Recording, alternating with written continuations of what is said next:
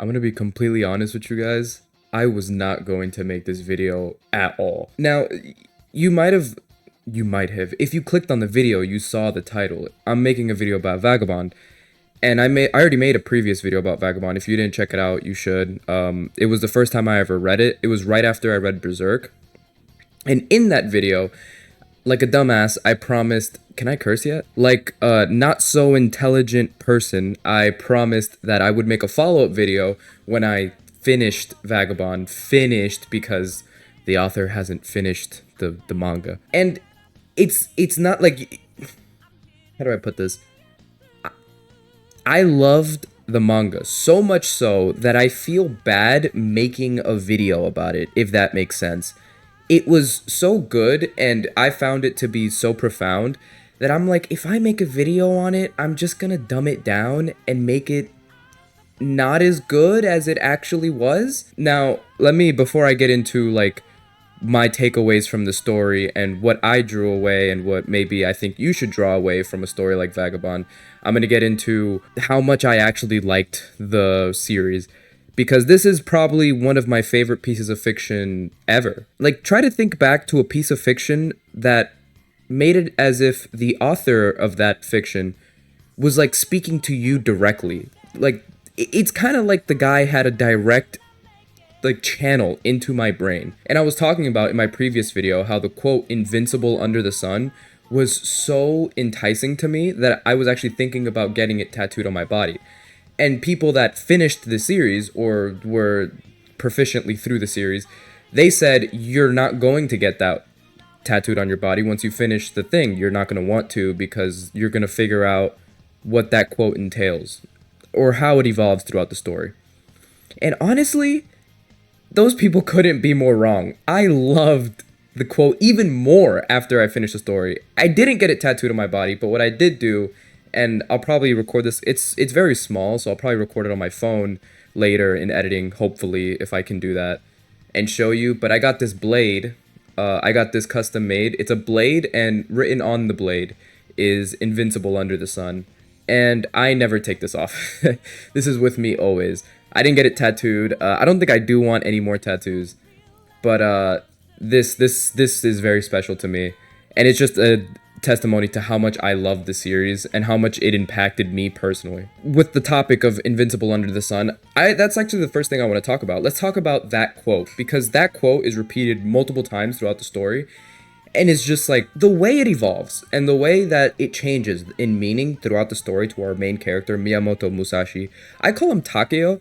I like calling him Takeo a lot more than Musashi, but I get that Miyamoto Musashi is the historical name of the character, of the person he is based off of. But I'll probably flop in the video between calling him Takeo and Musashi. Now, like I had said before, the second I heard the quote, I was like, that's amazing. So for me, if you've watched any one of my previous videos, not any one of my previous videos, but in a lot of the previous videos that I make, I talk about, because a lot of my videos are just psychologically breaking down shows that I watch for no reason. I talk a lot about how my internal motivations are always to become stronger. Like, that's one of the big things that I have as a motivator. Like, if you need to tell yourself something to get yourself in the mood to accomplish a task or do something of significance, there's probably like a mantra or a theme in your own head. And for me, that's always been get stronger, get better. And now this is my mantra, because it was that. This is just better. This is what I was already thinking, but just better. So that's why I initially loved the quote so much. But then throughout the series, the quote evolves and then means something completely different. The guy who wrote this manga is like borderline genius. It's Takehiko Inoue. Takehiko Inoue. I'm probably butchering his name because I'm not Japanese. He's amazing. The way he takes this quote, and in the beginning it was just a brute force quote of I'm gonna beat the living hell out of anyone that I see in order to become better than them, and if I'm better than them, I can be better than the next person, the next person, the next person. And it's just the quote itself is just a cycle of violence. But throughout the story, Takeo, the main character, encounters so much violence, and after each encounter with a person, and after each encounter that he wins, he realizes that he doesn't really feel all that much better. Like, if I step over this person, I'm stronger than him, meaning I can be stronger than the next person, but I should feel stronger than the next person, but I don't. What's up with that?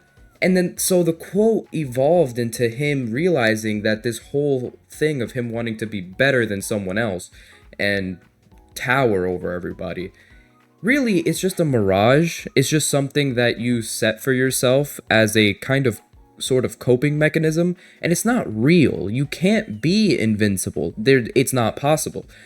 You can bleed and you can die like everyone else. To me, it would have been so easy, right? To just make a character that just washes everybody. It would have been very easy. This is no diss towards Dragon Ball or anything. I love Dragon Ball.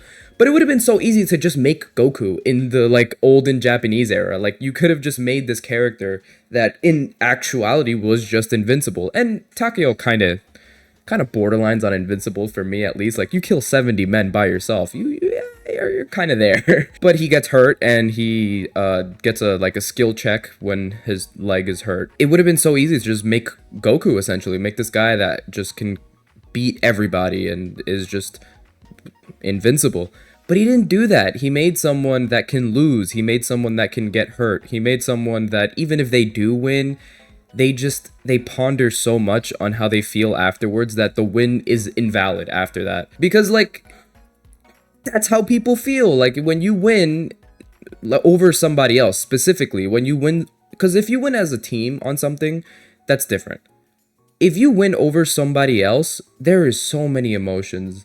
There are so many things that you're thinking about, and not all of them are just, oh, I won and hooray.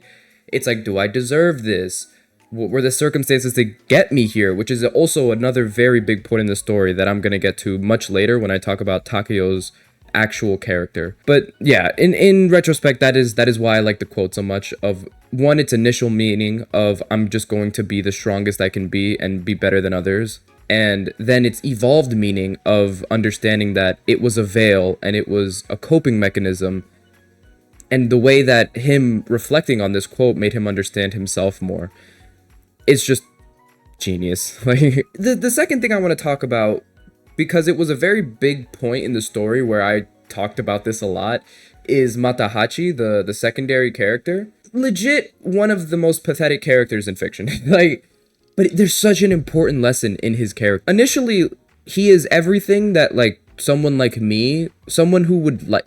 Okay, let me rein this back. If you like Takeo, and if you can relate to Takeo, most likely you're in some sort of martial art, or you're just, like, a very, like, headstrong person. But let's say you do relate to Takeo. The contrast between Takeo and Matahachi, you are going to hate Matahachi. I hated Matahachi. He was horrible, because to someone that's like Takeo, where they're headstrong and they're proud and they're most likely a fighter, seeing someone cower and lie and manipulate, it genuinely churns your stomach. The character was, because I think the author knew the target audience, and he understood that making this character would be the exact opposite of what the target audience would be into. So he knew that if he put this character in here, it was going to piss people off, because Matahachi genuinely pissed me off. But he's there for a reason.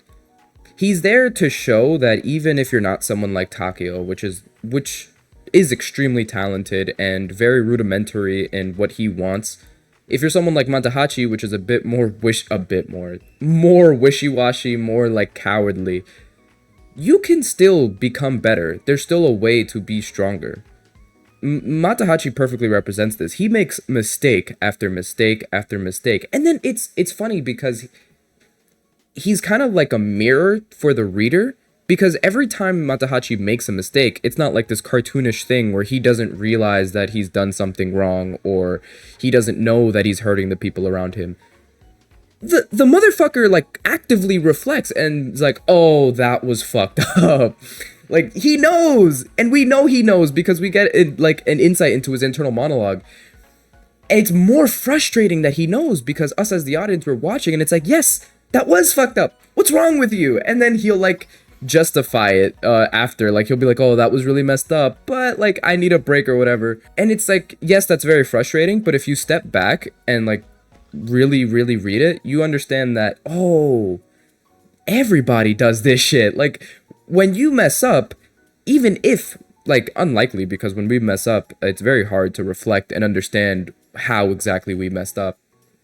But let's say even if you have the insight to understand, oh, I messed up here, it is then even harder to just take accountability and just be like, oh yeah, I'll get better next time. It is so easy to be like, oh, I messed up here, and be like, oh, but you know, X reasons, Y reasons, excuses, and then it's like, oh, it's actually okay. You can like gaslight yourself into like being like, no, actually, that wasn't that bad, and that's what Matahachi does. And to me, every time he did something, every time he messed up, I like very carefully read it and was like, oh, was there like ever a time when I did this? And when the answer was yes, because like, let's be honest, like we, no one's really, okay, I don't want to say the old trope of like, nobody's perfect and you know, people make mistakes, but like, nobody's perfect and people make mistakes. Like you do things and you do, even if you don't want to, because most people don't have malice intent, I would like to think. But even without wanting to, you manipulate people and you do wrong by people and you lie to people. Even without realizing it, you justify these actions in your own head. So when you see someone else do it and you're like, oh, this is so fucked up, you gotta kind of reflect on yourself. It's like, oh shit, when did I do this? He's such an interesting character, and it's really nice to see that even throughout all of his mistakes, there's still a way for him to come back, you know? He does have, like, the insight to understand, I did these things wrong, and later down the line, he does take accountability. So, he's such a fascinating character, because he makes you think and reflect on yourself just as much as the main character does. You just have to look for it a bit more. All right, now that I'm done talking about Matahachi, I'm gonna get into Takeo, or Miyamoto Musashi. And this is where I kind of like, I'm probably gonna miss some things, and I would love for, like, if you think I missed anything, if you think I completely skipped over one of like a big, because Vagabond has so many huge themes that just happen page to page. Like, Takeo will be on one philosophy trip, one page, you turn the next page, he's onto a completely different philosophy concept. So, if I miss something, let me know. This is just things that I took away that I thought were important to talk about. I think an overarching point of Miyamoto's character is his definition of what strength is, because initially, like I was talking about with the quote, invincible under the sun, he thought strength was just, I'm better than everybody else. I beat this person, I'm better than him. I beat this person, I'm better than them. So on and so forth until I reach the top. That was probably his understanding of what it means to be the strongest.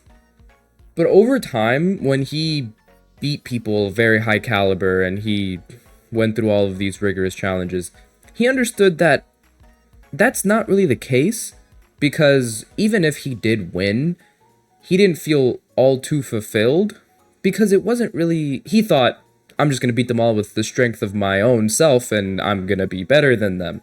But you come to realize that's not really how it works.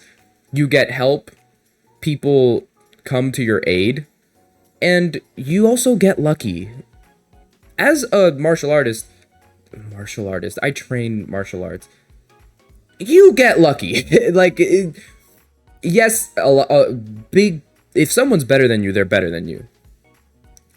But you can get lucky. Like, it's not something that, oh, I'm clearly better than this guy, I'm clearly better than this guy. After a certain point where people get to a certain skill level, luck has a very big role to play in if you win a fight or not.